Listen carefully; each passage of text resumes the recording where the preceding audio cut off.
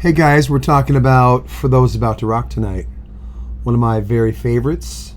So this is the third Mutt Lange album in a row with AC/DC, and it's kind of sad for me that we're at the end of the Mutt Lange era, because that was quite... Well, we're going to pick up with High and Dry, though, quite an eventually.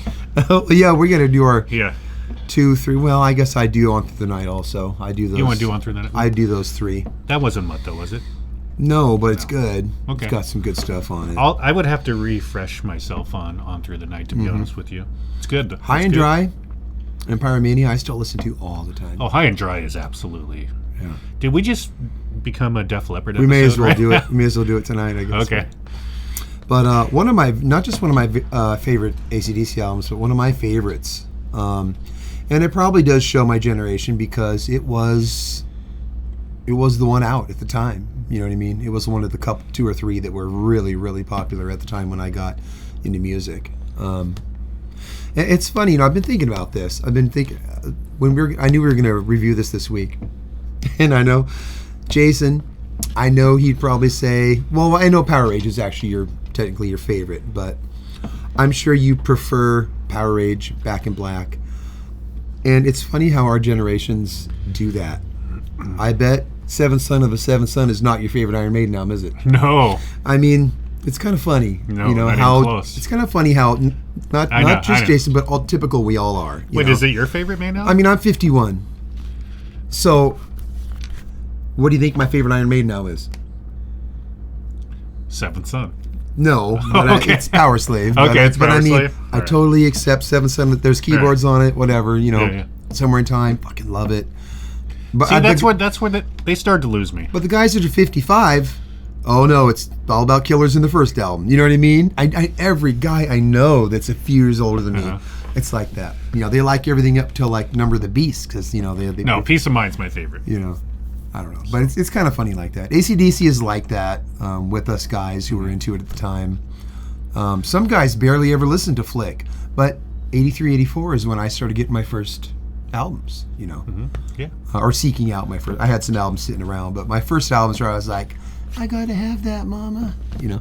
She'd go buy me, you know, Yeah. Pyromania or whatever. But so yeah, what do you think about? What are your thoughts? My on initial thoughts on For Those About About to Rock. Yeah. Well, first of all, this was the follow-up to, at the time, B&B? no, not just at the time, the biggest selling hard rock album of all time. A mega smash hit for these guys. This was the follow-up. Yeah. What would they do to top that? And it came kind of Could quick. they top it?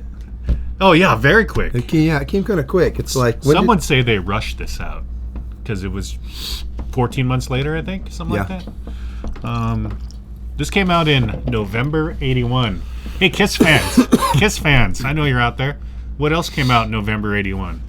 That's right. This came out like 2 weeks after The Elder, I believe. So this is what people were really listening to in 1981, hard rock fans. With that said, we love The Elder. Go watch our Elder episode, man. Yeah. I love production from 1980, between 1980, 81, 82. There's something about the thick snares. I feel like Dog and Butterfly started it all. That snare, man. That, like, it's got to be a Black Beauty. It's like, you know, da da da da. The snares and the drum sounds that people were getting at that time. People like Cozy Powell were influencing people to get really big toms. You know, not just big kits, but big shells. You know, By the way, we're from the Northwest. Can you tell tonight? we're Yeah. We're grunging. Yeah, we are totally. But What do speaking you got? of, You got Tubes? I got got- 2001. yeah. Has nothing to do with AC/DC, but you know that's us, right? Yeah. Speaking of the sounds, we have a lot to say about the sounds on this record because I think we agree on this. The best sounding AC/DC album. For 81, oh my God, this album sounds really good. Oh. And before we get into sound quality too much, I got to say this is, you know, when we did our ranking episode, and I have a hard time with rankings because, you know, I'm moody. And like next week, my favorite will probably be, you know, Razor's 74 Edge. Jailbreaker. I mean, I don't know, you know, whatever I'm into. But a group like this is so consistent, it's so hard to rank, you know. But I said That's Highway why to- it was fun to do. Yeah. I said Highway to Hell is number one for me, and for my 11-year-old self, they got Highway to Hell on cassette first. Plus, the quality of everything. Bon is just at the height of his powers, and he went out on the top. And I think that is just like that the most classic album from the Bon era that just hit the hardest. So when we chose our rankings, I kind of chose it on behalf of me and the world, Jason. But I mean, For Those About to Rock gets played maybe more. For Those About to Rock and Flick, from me, maybe get played more than anything else. I do agree with you on that. I mean, Flick is probably my most played AC/DC album because those songs weren't ruined for me That's part of it. by the radio. None of them are on the radio. None. Maybe Guns for Hire. And, They're too Yeah. raucous and heavy to be on the radio and to be a hit. They're like, it's too good. It's But too back then, rockin'. rock radio would play things like, Put the Finger on You and things like Yeah, that. they'd play deep tracks. Yeah. But I mean, these deep tracks are like, For Those About to Rock is a very, very, it's a very produced album for the year, and it's the tempos and his vocals. It's all very controlled and perfected, and a beautiful album. It's just like the mood this album has. I love it. But Flick, as far as being raw, it's almost, you almost could compare it to Power Rage more. It's like, it's just starts up tempo the whole time, up tempo or mid tempo the whole time, just rocking one after another. His vocals, he just rips your head off, and it just never stops right to the end. Mm-hmm. I had it in my 5-disc changer over here last week, and I put on everything from classical and whatever jazz, whatever I'm into, and it just is in like the 4th or 5th slot for like a week, and I kept thinking, I need to take that out of there because I'm going to get burned out. It just kept coming on though after all these other albums, and after it gets into it, I just left it on. I probably listened to that album 20 times last week. Right on. Flick is so good. Why aren't we doing Flick today? It's too tonight? good. It's too good to be on the radio. I used to think that Too it was good to be on the radio. Seriously, too good for radio. I used to think it was underproduced and whatever. They did that on purpose. You know what I mean? They knew it. It's the engineer from Back in Black. He knew what he was doing. It's like, it's just, to me, so real and high quality songs. Oh, very. But The title track, man. But it ain't tame. You know what I mean? Radio wouldn't get that, really. They would get Who Made Who. Or something like that, or something that's produced nice and big and warm. But yeah, anyway, love Flick. But this, of course, led up to Flick, and just from the first notes of that guitar, and For Those About to Rock, when that comes in, that's pure heaven for me. Yeah, it's interesting that they start off the album similar to Back in Black with Again? more of a slow tempo. Yeah. Tempo song. Wait. Slow tempo, is that like a doom band? Yeah. Slow tempo. Anyway, slow tempo, but still, rocking. And you know what shocks me? For Those About to Rock was not the first single. Wouldn't you want to come out with that, like, the big bombastic anthem as your first single? What was the first single? Let's Get It Up? Yeah, like. That's a good rock. Oh yeah, it's great. Rock, It's yeah. great, but it just seems like you would want. It was the second single. And he says, ga, ga, ga, ga, goo. Yes, Get it. I understand you've done some research on the people that made this album, what it is. So I found a little bit of information that this guy, the second engineer, so they recorded, who's the first engineer? Mark Durnley? So Mark Durnley must have been the guy that did the drums, tracked the drums. He didn't mix, and then he had to go off and do something else. And Mutt hit up Dave Thoner, and he did some interviews, and I found little tidbits. And he's done plenty of interviews and stuff, but he's only done so many For Those About to Rock. As over the years, For Those About to Rock has become one of the most classic albums that he ever did. But this guy worked on either mixing or tracking, engineering. He worked on Young Americans, killer sounding Bowie album. Oh my, one of the best sounding Bowie albums. He did fusion stuff. I guess he did No Mystery by Return to Forever. I don't know what he did on Toys in the Attic, but the fact that they had him in the corral for that album, I mean, that album sounds great. Mm-hmm. He worked on the new songs on Kiss Killers, or some of the new songs. And he worked on the new songs on Smashes Faster Hits, which is Jason's favorite. We're not going to hold that against him That's either. Jason's favorite right there. Born to Run, probably Bruce's best album, definitely at that point, you know. What do you do? BOC Spectres, Triumph, Allied Forces, which sounds amazing. So everything the guy worked on sounded great. He worked on that Hooters album with the black and white cover. I was trying to Yeah. remember what it was called, but that's a great I was about album. to say Play Deep, but that's the outfield. Yeah. Yeah. Oh, that's a great album. All of it, too. And he did other stuff that's really, really commercial, like he did 78 Fahrenheit, and he did, what's the other one after that? Slippery and Wet. Slippery, yeah. I mean, those albums sound great, whether you want to hear spandex rock or whatever. But I mean, Spandex rock. They sound great, though. Spandex sound rock. quality-wise, you know what I mean? So this guy's the man. And he Mm-hmm. in his interviews, he said that just like on Back in Black, actually, they like to use an 87s, Neumann 87s, or U87s on that guitars, drum overheads, probably bass amp was probably lined and with probably an 87 on it. I don't know what they used on the bass for sure, but 87s on the guitar amps, though. You notice the guitar sounds in this album are they're insanely warm and big, and killer. And it was recorded in kind of a big room. If I remember right, it was some kind of Rolling Stones practice rehearsal place they had. Maybe there was a multiple room facility they had. I don't know, but they moved in Mobile One. It was called. Moved in a mobile truck and recorded that stuff there. Yeah, really. On a side note, we were talking about how in the '70s you always heard about mobile trucks, Mm-hmm. and the Rolling Stones had their own mobile truck, or Eddie Kramer's outside the Cobo Hall in his mobile truck, Yeah, with headphones on, or Jack yeah. Douglas mixing those bootlegs, those Aerosmith Like, bootlegs. bring back the mobile trucks, Yeah, man. I just Seriously. got a new studio space in Tacoma. I'm going to do it. You're gonna do. Yeah.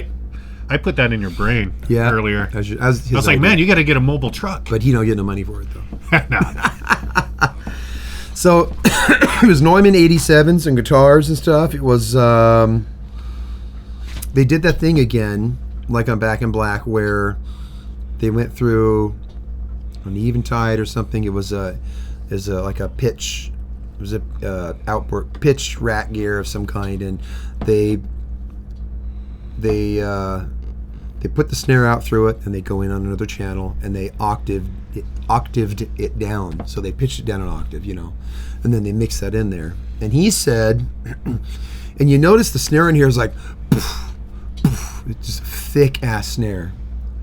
He said it's a Black Beauty also. So Black Beauty, that's the Pyromania snare, and the Pyromania snare they shipped over to Lars so he could use for Master of Puppets. But Black Beauties get that big, chunky sound because you can tune them low and they hold their tune. I like that. They shipped it over to Lars. Yeah, I think the Pyromania snare is the same snare on Master of Puppets, I think, Wow. because they shipped it over to Lars. Wasn't happy with the snare, and then they like overnighted it to him or something. Yeah, so that Wow. Master of Puppets snare drum is Def Leppard's drum. That's pretty cool. Yeah. So Black Beauty snare, and they got it another track with the snare doubled, but it's pitched down, mixed in as much as they want, and it's so thick on this album. But there's something different about it, that decay on it, that poof, and it's an option on the it's an option on the device called not flange. Oh, it's called feedback. So they turned up the feedback a bit and got that weird sound. You know, that decay. Spoken like a guy who is getting his own studio. But but everybody at this time was starting to gate snares, which is when you got your verb on it, and then next in line you got a gate that kind of stops it. You know, the Phil Collins snare, which he got on that Peter Gabriel album. So, but thick snares were coming, and this snare here probably was influential too. You know, that was the biggest snare AC/DC ever had at this point for sure. So, what else? It was on an SSL board, and I guess it was a newer SSL board. There, I guess maybe they were really new at the time. I've never worked on an SSL board. I don't really know, but the dude said the EQ sucked on them early on. So I guess they got a bunch of Pultec EQs, which is kind of an old style EQ, but you can really dial in certain frequencies and boost them, which probably also helped the EQing of getting this album so plump. So that's some technical stuff that I thought was really cool about the drums and about what they did to the drums. So in my new room, I'm going to be trying some of this stuff. I noticed they took 4 or 5 months to record this album, which is actually They a long took time for longer, them. huh? It's a long time for them. Yeah. Could they have been feeling the pressure to, Well, maybe they had more time. Maybe they had more budget. True. But did this Dave Thoner guy who came in, who mixed the album or mixed it with Mutt, he came in on guitars, like the drums had already been done. So there might have been a lag in between that.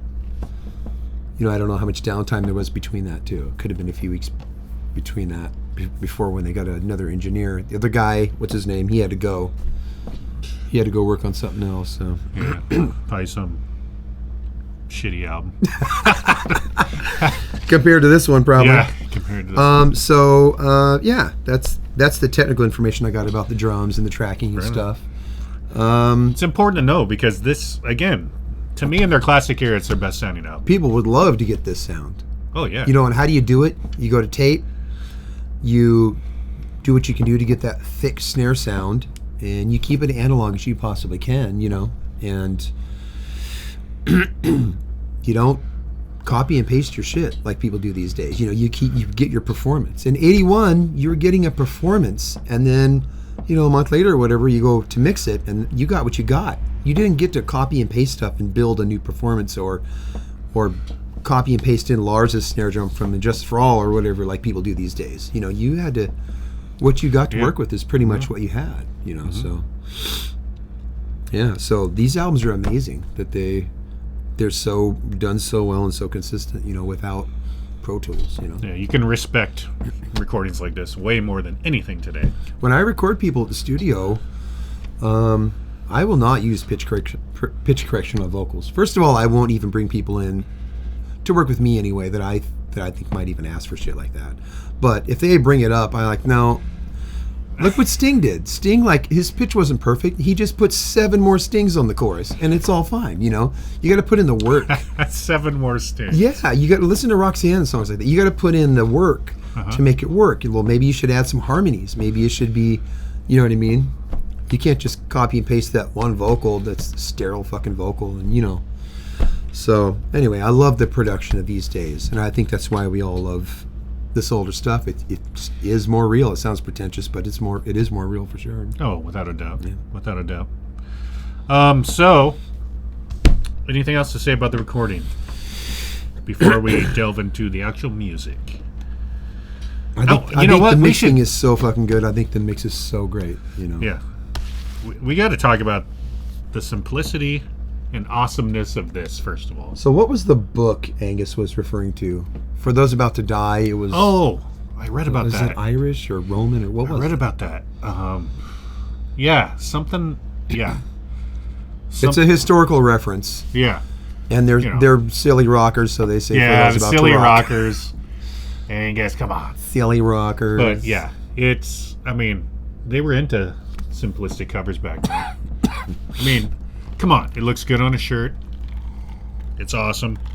And then they incorporate the canon into their live show. Come on, how cool is that? Yeah. Who doesn't know this album cover? Killer. But here's the money shot. Right there. Look at that. We thought it was ironic earlier that Angus is the only one not in the spotlight. But, You never know where he's going to be. Half a second later, he's 50 feet that way. And sadly, Phil Rudd is not even in the picture because Brian's covering him up. But that reminds me. We mentioned in our ranking that, I think it was our ranking, we mentioned that what's his name was on drums on Flick. But Simon Wright? But he's in the videos, but he's not on the album. That's Phil on the album. I thought Phil might have left in the middle of the album. No, I think he made it through the drum Really? tracks. Okay. He's having a little chemical Okay. problem or something. Yeah. It was stress with the band. But I think I watched our video because it came on after something else I was watching. And I'm like, well, I'll just see how we are. First of all, See how we were are. pretty darn hot. I have to say that. No, I'm joking. You get all the emails from the ladies. Yeah. Yeah. But anyway, Well, that is they Phil. know I'm married, that's why. That's you. Yeah, Build it up. yeah, they know. So yeah. So you want to talk about the tunes? By the way, if you look up footage, this has got some seriously great pro shot stuff, and I think a couple of clips were what is that big show that like the videos are from? I can't remember if it's I could look it up right now. California really or quick. whatever. We could edit it and it'll be Sure, magic. look- yeah, it'll be yeah. magic. because that is a killer concert. Okay, entertain the people while I'm doing this. You know, Ozzy did like a Ozzy had full shot shows. Full Yeah, every pro tour. Shot, yeah, every tour. he's got Speak of the Devil VHS, he's got Diary of a Madman, and then all the way up through the first 4 albums, right? Every tour. There's a summit in Houston. That's from October Oh, '83. is that it right there? Is that it? Landover, Maryland. Oh, Maryland. It's killer. It's killer footage. Brian is really on it. This tour was big. You know what I mean? And I know this album didn't sell what Back in Black did sell, but I think this is their only other #1 album, ironically. Number 1. Did you Yep. read that? Yep. Yeah. So they hit somebody hard, you know. Yeah, so the tour starts in the same month it came out, November '81. Some U.S. dates, and that went into December. By February, they were back in the States, and they played Seattle 3 nights in a row at the biggest Yeah. venue to play. Well, besides the Kingdome, but huge, the Coliseum, 3 nights in a row. I mean, bands didn't do that back then. You might get 2 nights of I don't know, name your popular band at the time, Yeah. but 3 nights, man. They were at their pinnacle, without a doubt. Yeah. You know, we can go through the tunes. I don't really know, but we can listen to them a bit like we Yeah, normally yeah. do. And It's just the way it begins. so good. I know it. I know. Okay, so So that mood that kicks in right away. yeah, There's nothing like that. That's I was telling Peter, it took 1 minute and 21 seconds to even get to the first verse because it's so slow and it just drags along, but it sucks you in. I think like on Destroyer, it's so brave for them to start a song like that where there's a big lead in. You know what I mean? Of course, the Kiss thing's not music. Of course, Hell's Bells was the an same intro. way too, though. I think but they did it 2 albums in a row with this just slow grinding build that's really moody. I think it's absolutely just as good as Hell's Bells. It's just Oh, it's a different kind of song, but definitely. oh man, Definitely. classic. You know, if I had to choose, I'd even put it above that. But yeah. So And that snare is just Yeah. so predominant. Yeah. Powerful. speaking of powerful, the cannons. I mean, Yeah. I personally can't think of one other song that has cannons. Yeah, in it. they had all the tricks in this tune. Yeah. Yeah. Did you hear the rumor that, or not a rumor, it was actual fact that Angus said this, but so when they were doing basic tracks for the song, Yeah. Princess Di's wedding was on TV in the next room. Really? And there's cannons going off because it's a big, ceremony. And that's where they got the idea. Really? That's what was said. Wow. So, kind of a fun little fact for you. Interesting. Yeah, Princess Di. Because they recorded in Paris, by the way. So there's Yeah. a connection there. So up next, Huh. I put the finger right on you. So for me, it's got one of the best flows of any ACDC album. Acca It's just Dacca. I mean, sometimes it's got the right tempo and the right key change when it goes to the next song, and they have the timing between songs worked out so good. It just holds me all the way through. Like I can't wait till the next song, and it just busts in. You know, they have it worked out so good. You know. The mark of a good album. When you're enjoying the song you're listening to, but you can't wait for the next one as well. Yeah. So, like Back in Black, this is like the, the what's the second song back? Shoot the Thrill. It's Yeah. like that. It's more up tempo. So you want to hear a bit of it before we even go further? Yeah. I mean, this album even more than the all 3 albums that did with Mutt are just paced really well. The order is amazing, but I noticed that they actually were very conscious of the time between songs. Sometimes very little time on this man, album. yeah, And it's really cool because it just grabs you right away. You don't even have time to think about anything else. Mutt must have been into that because ever since Highway to Hell, that's the way it was. Yeah, Yeah. it's cool. Thank It's another. Yeah. Is it another picky? Picky picky. Yeah. Brian's great on that song. That's a killer up-tempo tune.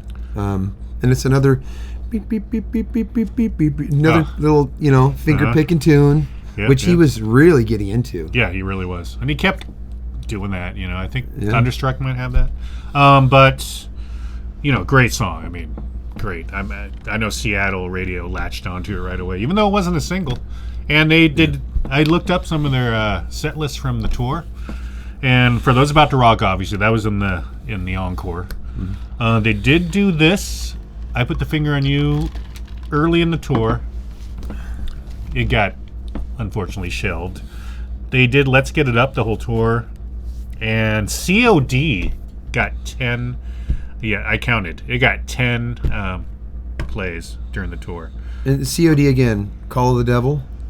What is it? Yeah. Call of the Devil. So these songs, as usual, just like on Kiss albums, completely out of fucking order.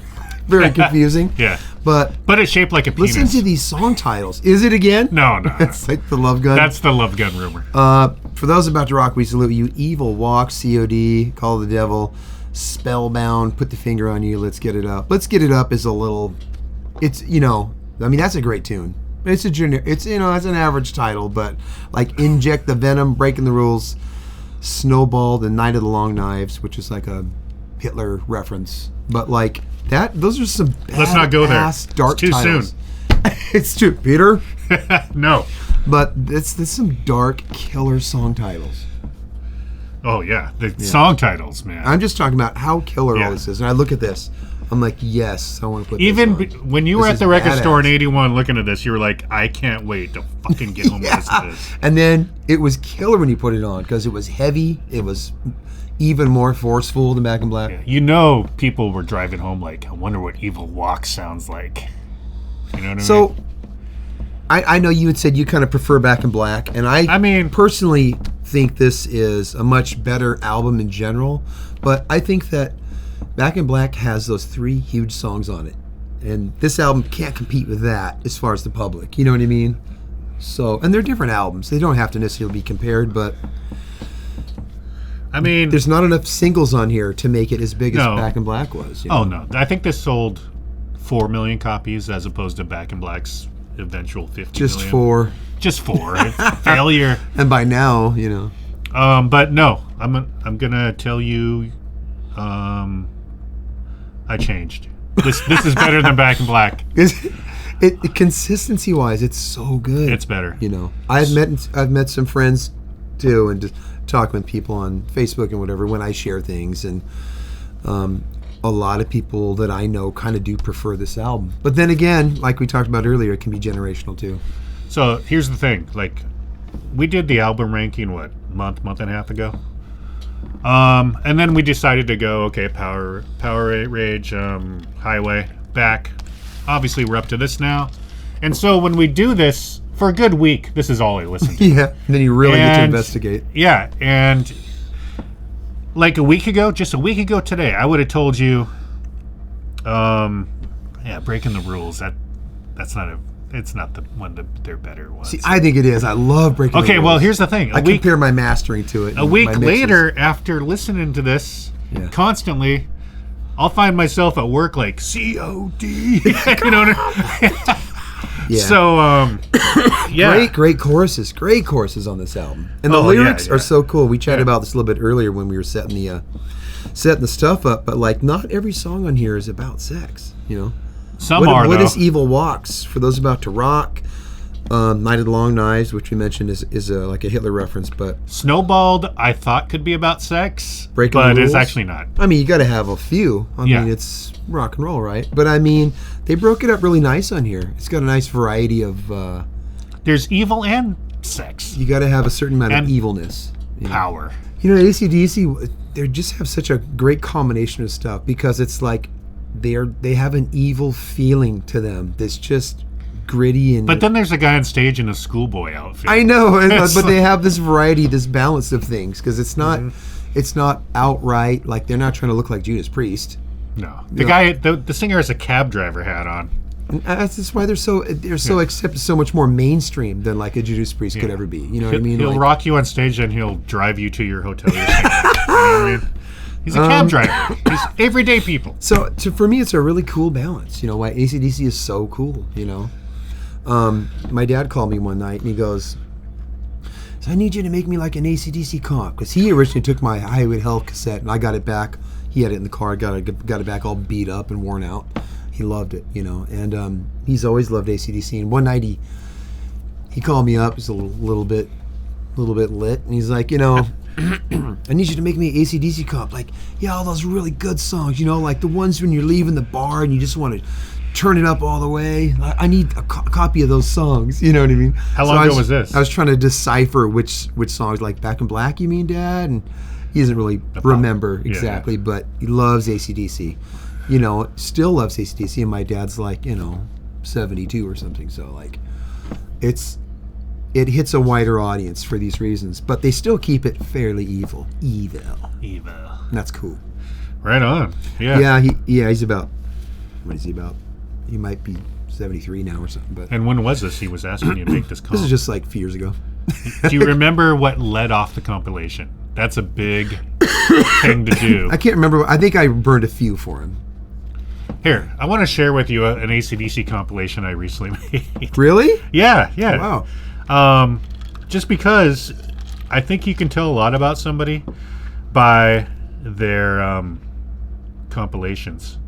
Okay, so it's unfinished, by the way. I'm going to add on to it. You're going to get judged, by the way. You started off with Rock and Roll Damnation? Yes. My favorite AC/DC song. Girls Got Rhythm, Inject the Venom, Flick of the Switch, Touch Too Much, Giving the Dog a Bone, TNT, Who Made Who, Down Payment Blues, Shoot to Thrill, Bad Boy Boogie. That's all I have so far, but there's going to be more. You know, I got to say, with AC/DC, you could make like 5 of those playlists and just have all the songs worked into this magical different order and just have fun all day long forever. Yeah, absolutely. Yeah. So, what are we up to? Let's Get It Up. You know, I was surprised to read. I'm glad you know the order offhand, because I know. that ain't the Well, I've order. listened to the album 15 times in the last 5 days. It's so cool that they personalize it too. They made it brown like the album cover, or bronzy. You know. So Let's Get It Up must be about Brian's, like, he had a deep love for hot air balloons. Did you hear about this? What? Really? Yeah, and Maybe I do recall something. he about had this. one especially built for him that he was just had to get it up. You know, he's like, that was his. No, we're kidding. It's about sex. It's about an erection. You know, I think like during Permanent Waves, is it? Like Alex and Getty are like they're flying airplanes and stuff. Oh, yeah. Yeah, they had like a thing going on. By the way, Yeah. my vinyl is like, I don't know if you can see that, but I love you, baby. Is this the original? This is an original copy. All right. This is a copy where on Facebook Marketplace, I hit up somebody and they had a picture of these albums and it was kind of fuzzy. And I'm thinking this guy wanted like $20 and it was Shadow of the Devil and this and Defenders of the Faith and like one other album. All of them are worth like probably 40 each if they're in really good shape. And I just risked it because, you know, it's kind of risky on Marketplace because it's like they could just shut down their Facebook or whatever. But he sent them to me and it was like 4 original copies in just beautiful condition. Shadow of the Devil had like the pamphlet, the sheet in there and everything, just gleaming. I couldn't believe it when I opened it. And this was one of them. Just beautiful. I'm like, is this really an original copy? It's so beautiful. So you never know. And then I got screwed on Marketplace a couple times too. See, that's the chance you take, people. Yeah, but that's where this baby came Careful out there. from. Yeah. And it's embossed, you know. Yeah. That was the way they were doing it back then. You know, gives it that 3D effect. Yeah. Then they wanted to. Is it called embossed or raised? I've heard both. Embossed is like in, right? Or Technically, it goes in. let's too. just call it poofy to be Poofy. politically correct. But then flick is also raised, isn't it? It's poofy. Is it? No, I think it is. It is. It's Because I know they wanted to do poofy in the record label. I think they kind of fought them on it a little bit because they didn't hear a single. So they didn't want to put the money into that. Isn't that kind of funny? Can you hear Angus? Make it poofy. Make it poofy. Yeah. All right. So what song are we on there? So we were. Let's Get It Up. First of all, I thought about this today. Why hasn't a Viagra company latched onto this and offered them millions? Let's get it. Come on. It was the first single. It's great. I like it. You know, you can tell it's meant for like the arenas, you know. Oh, I just love it. I mean, I just don't have a problem with any song on here. And it's funny you mentioned the Breaking the Rules thing being a little bit lower on your list, because it's a song that was just kind of on the album for a long time for me. And then a couple years ago, I took notice, like, oh, I love the John Hughes feeling of the verses. He's doing the guitar thing again. It's he's doing the picky thing. Earlier when we were setting up, I mean, from the second I get here, we're talking about this kind of stuff. Yeah. He mentioned it's their most 80s sounding song to that point. At that point, it is. Yeah. And I totally hear that. I could hear that song being on. We're talking about COD. We're moving up a little bit. Yeah. I could hear that song being on. No, we're talking about Breaking the Rules. Breaking the Rules, yeah. Yeah. If it didn't have Brian's vocals, it could be in a John Hughes movie. I could hear it being on like Fly on the Wall or something too. Yeah. So we're talking about Let's Get It Up, and we love it. After that, though, these next two songs, absolutely my favorites on the album, bar none. Next is Inject the Venom. Can you hear a little bit of that? So good. Kind of like kicked in the teeth, just right away, you know. That's just. Yeah. So for me, his vocals, that's where the soul, grit and soul comes in. He's really soulful on that intro there. Yeah, some songs just hit harder than others. You know what I mean? It's like, it's oh man, great hard blues song right there. You know, the stop and start, the start and stop. You know, it's like Black Dog for. And halfway through the verse, they modulate up. They modulate up higher, and then they go back down. It settles back into that. Eventually, to get to the chorus, that other verse, yeah. Which is again one of those almost like arena rock kind of things. Like, oh man, they did do this song. It's a huge chorus. Early on in the tour, they did this. I gotta look that up. Maybe it's on that Pro Shot. And this is when you hope your mom doesn't look at your song titles on your albums. You know. What is that about, young Peter? You want to hear the solo of Inject the Venom? Yes. Oh man, that's so killer. So he's soloing over those breaks, and then he solos over the verse with the modulation. So he's soloing over. The changes are going by and slow, but he's soloing over key changes. And there's some good licks in there. He's got it all worked out. And then like Brian comes in with a Robert Plant right there at the end with the guitar. So good. Probably their most Zeppelin-like song. I can hear this being on like Presence or something. Oh my God, that pocket is that's a tough pocket, bro. Yeah, definitely. Yeah, killer. Man, absolutely incredible. And again, I have to hear a live version of that. They did it early on in the tour. Got to hear that. Yeah, so good.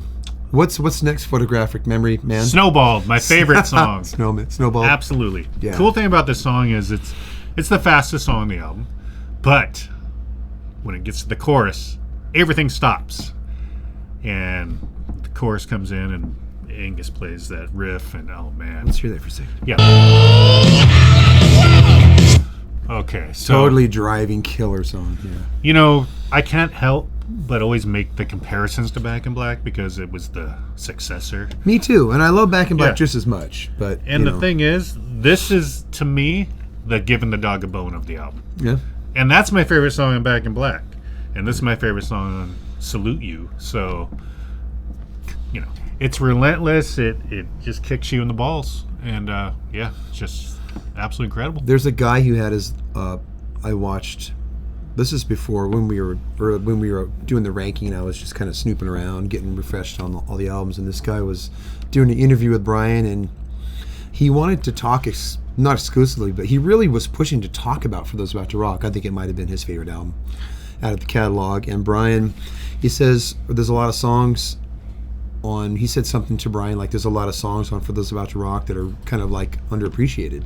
And he mentioned Snowball. And Brian goes, oh, I do like that one. Oh, I love Snowball. So Brian's a fan of it too. You know, he reacted like, oh yeah. It's just not a song he would stick in the set, you know. Did Brian happen to give him I mean, a ride? these days, it's not a song they would see if they... Did he give him a ride in his taxi after that? He probably did. Okay. Yeah, Brian is We talked about this last episode. He's just a stand-up guy. He's known as one of the nicest guys in rock. But listen to him rip your head off on this Yeah, album. that's what I mean. There's And the next 2 albums too. yeah, Your head's gone. Yeah. Ripped off. yeah. And then you It's talk the to him. yin yang of And Brian you talk Johnson. to him, and he's just. Yeah, I saw interviewing some guy in the really early. I think it was right after Back in Black, and he's like, "You want to have a drink, lad?" Dude, that's the thing. Did you see that footage? And then they just stop the interview and they go in Brian's bar, and then they're just kicking. Brian's bar. I want to drink at Brian's bar. Other people would be like, "Hurry, get this interview, get this guy the hell out of here." You know what I Yeah. mean? But he's cool, man. Brian's bar. That's awesome. Well, it was in his mansion. or Well, you know whatever. he has one at his house. Come on. He did. Yeah, he totally Yeah. did. And they stopped film, and they just went over and set up in the bar. So now we're flipping the album over to side 2, and evil walks behind you, Peter. Evil sleeps beside you. See, it's another great Evil song. I love it. Yeah. So it's kind of like, it starts out kind of like, Hell's Bells' little brother. This slower pace, kind of riff going on. Settles into a super nice groove during the choruses and stuff, and awesome chorus, or during the verses, but awesome chorus. I love it. It's one of their, slower tempo Evil songs. It's always been one of the most. It's always been one of the most memorable ones for me. The chorus.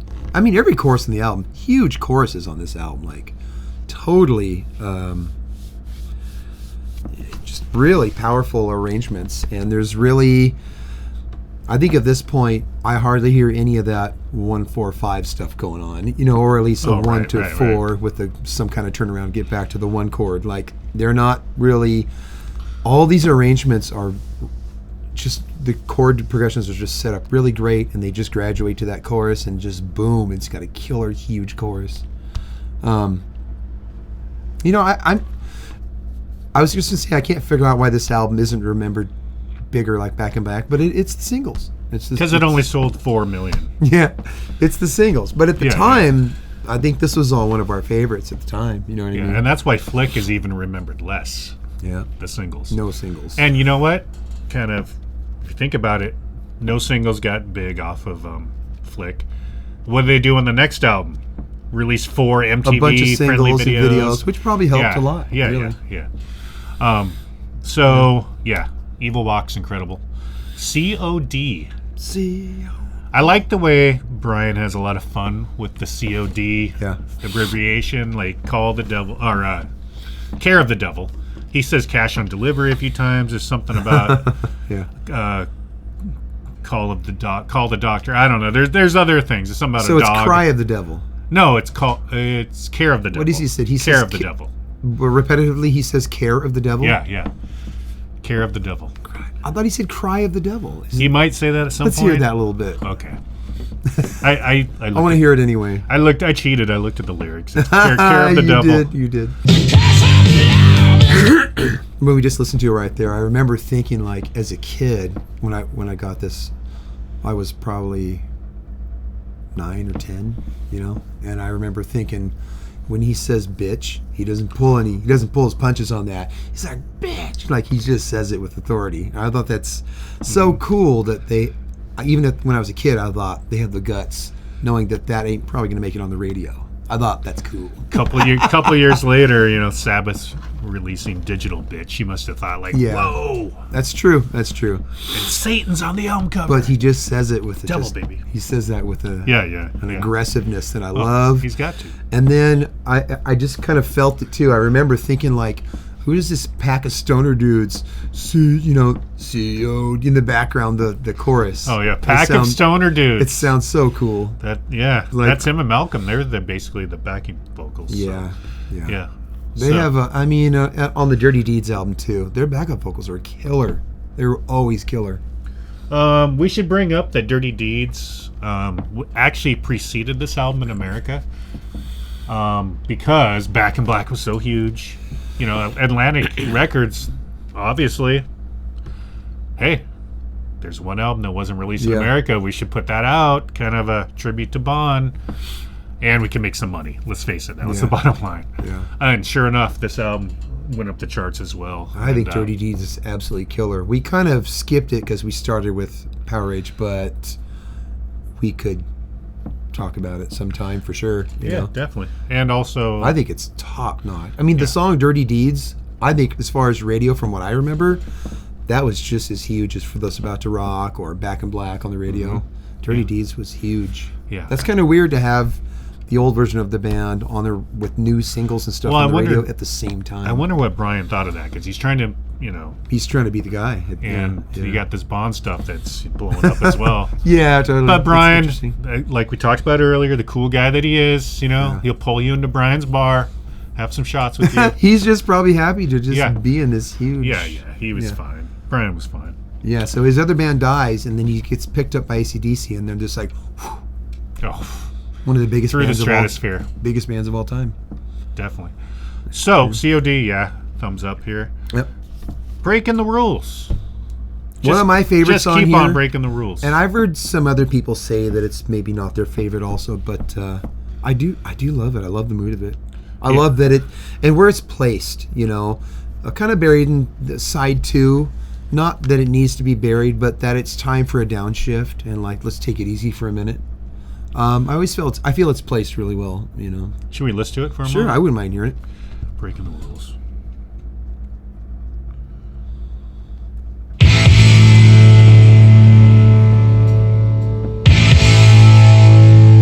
That killer AC/DC drama.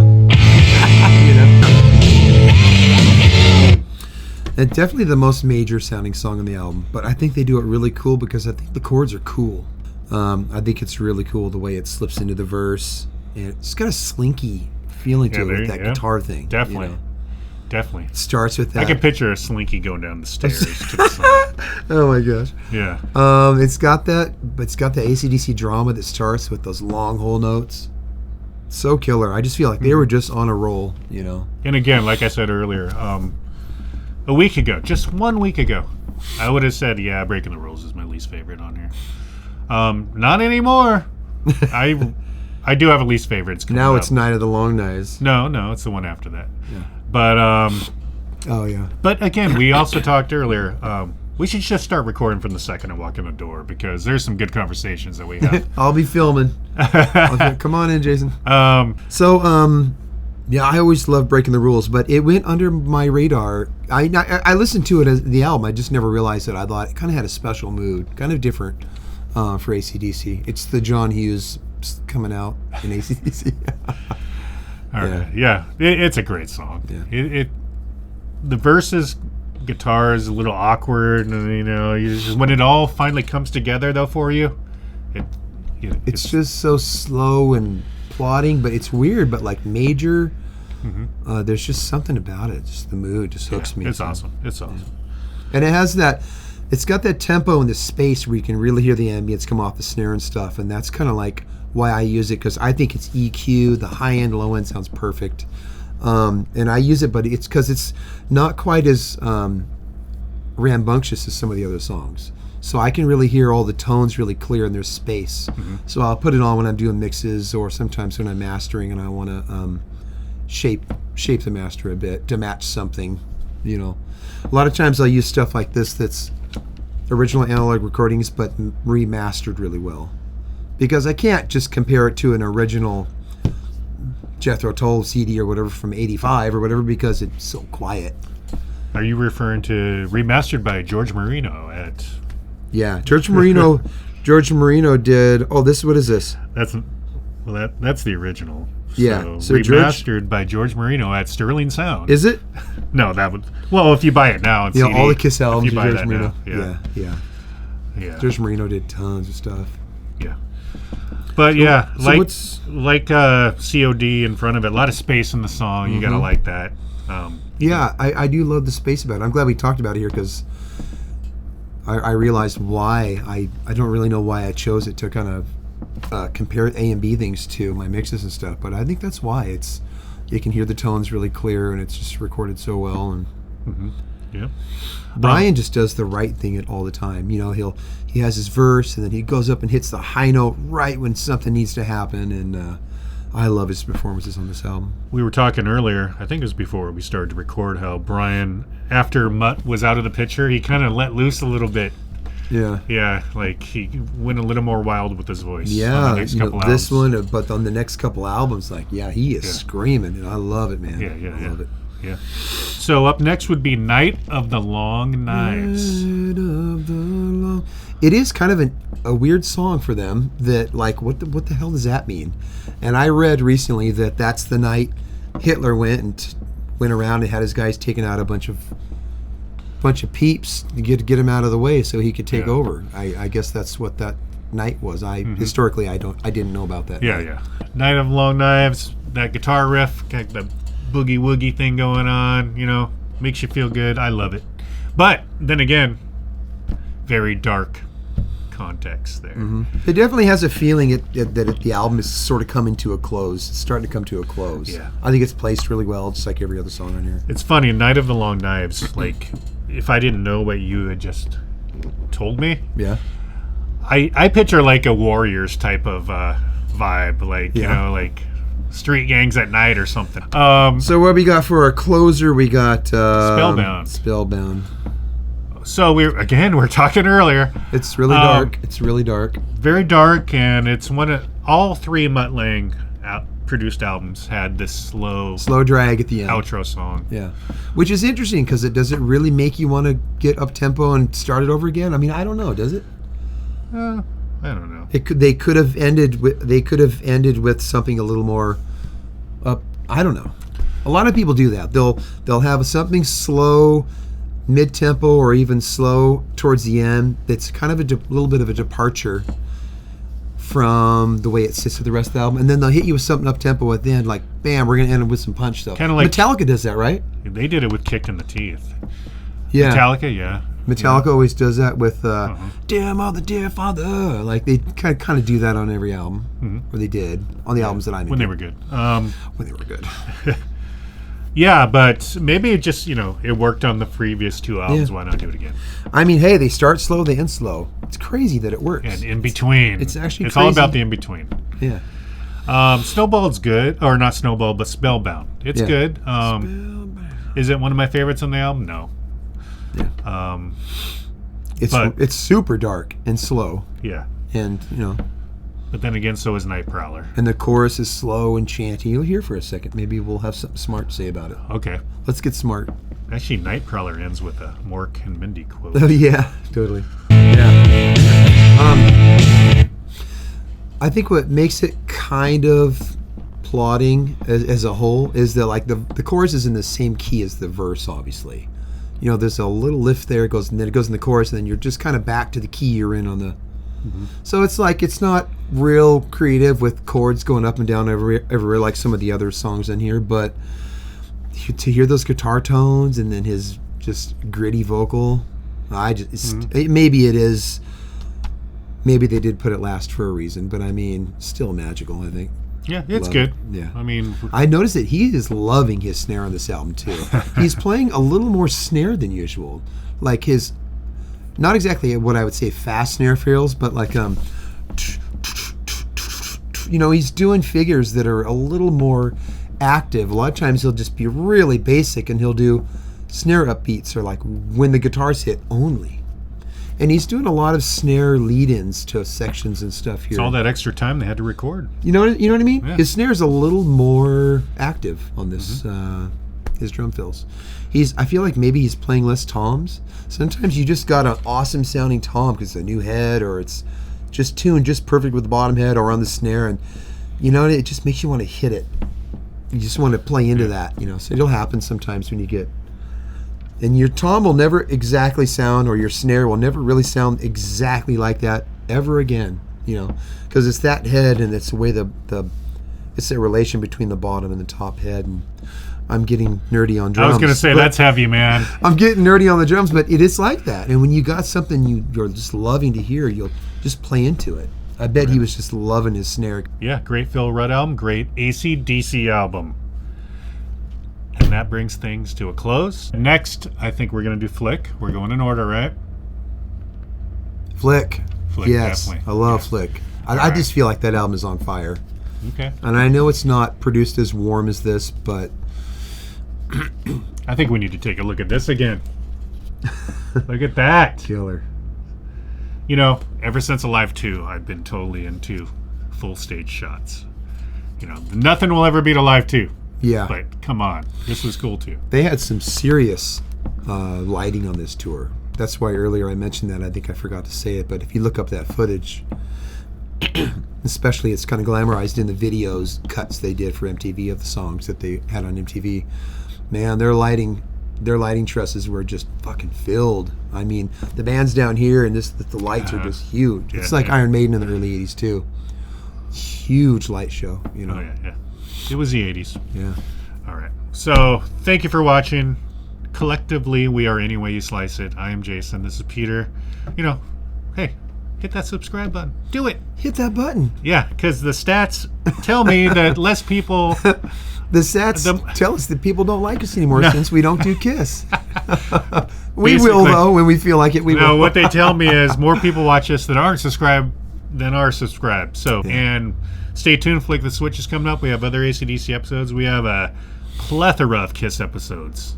Watch those too. Thank you.